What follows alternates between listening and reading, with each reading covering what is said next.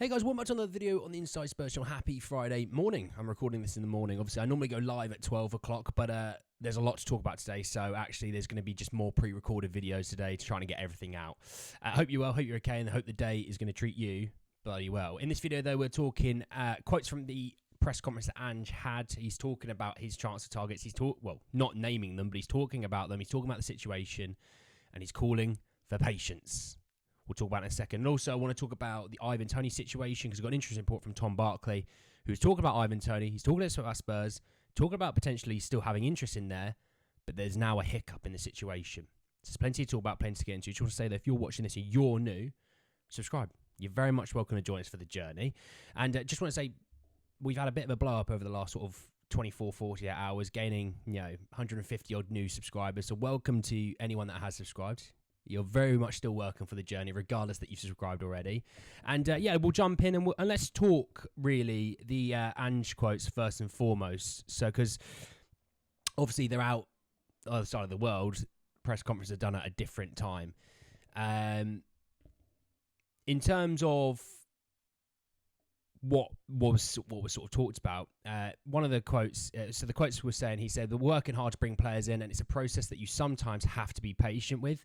But in terms of what we set out to do, that's still the plan, and you have to stay disciplined with that. Sometimes the timings don't work out, and it doesn't happen as quickly as you want, and you don't get them in at the right time. But I think it's really important you stay disciplined, not run off and chase other things. So what we started with at the start of the summer are still there, and I wouldn't want to put timelines on it.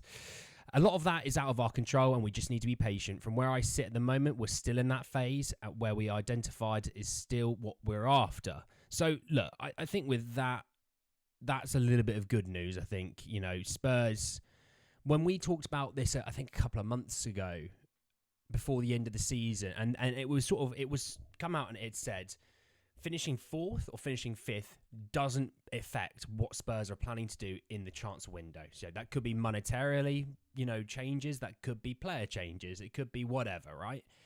But they said it did not make a difference where they finished for their transfer strategies come the summer. What I would say on this is, I think a lot of people obviously are sitting here going, I just want to transfer. And I think a lot of people actually they're just more bored than anything.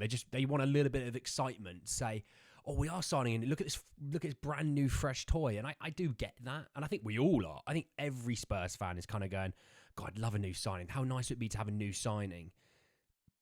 And then there's some people that kind of go, well, you know what, we're going to finish 12th now because we've not signed anyone, and we're going to be rubbish. This season's already written off and things like that. And they're a bit too extreme. They've gone way too past realism, and they've gone into despair. The fact that they've worked on these transfers for months, really. They've sort of known who they want. They're still knowing who they want, and this is what they want to end up with. Means, you know what, okay, fine. Maybe they're not going to be here in the next week. Maybe they're not going to be here in the next week or two. But if they're the right players, then that's all that matters. It doesn't matter when they come in. It matters that they're the right players. That's more important than someone coming in the first day of the transfer window, just because we want to get them in early. So for me, I kind of understand it. I do kind of agree with it. Obviously, yeah, don't get me wrong. It'd be nice if they were already here and they're on pre-season tour and what have you. But it's the way the world works. And with the Euros and the Copa being a thing that happened this summer, and the Olympics, let's not rule out the Olympics. There is that situation as well. It was always going to be a slower market, and it's not just Spurs that are slow. So if you're complaining that Spurs are slow, then you better start complaining about City, Arsenal. Arsenal haven't signed Calafiori. That everyone thought was a nice, easy deal for them. That's still not completed. Now it's pretty much done, but it's not completed yet. Liverpool haven't signed anyone. Spurs, we've signed Archie Gray and a quite quick and easy loan for Timo Werner. That wasn't a difficult deal to do. So I look at it as more like one signing in theory. What have Newcastle done? Chelsea still need to get a striker. Chelsea still haven't fixed things yet because obviously their manager joined later into the summer. So just a bit of patience. There's no harm in having a bit of patience. Yes, we all want a new player, but we can take a quick, deep breath.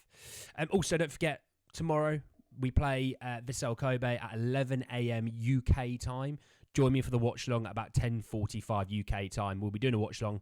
It's a casual one. We chill, watch the game, and we hang out basically.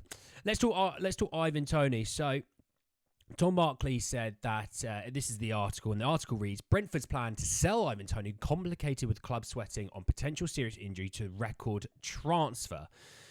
So they signed Igor Thiago as, I guess you could kind of say, Ivan Toney's replacement, and he injured his meniscus in pre-season. They signed for 30 million from Club Brugge, but he injured his meniscus. So he has scans next week to determine the extent of the damage. He talked about meniscus injuries. I can give you the spiel on that because I've actually torn my meniscus, so I kind of have a bit of understanding of the situation in that realm.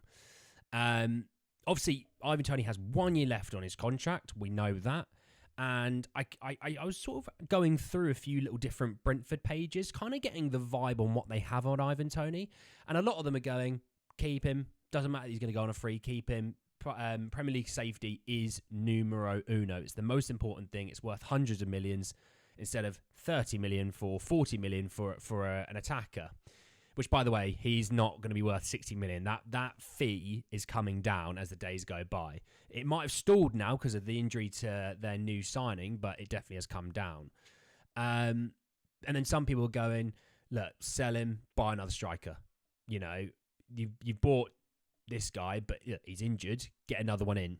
You know, we could do with having that money coming in.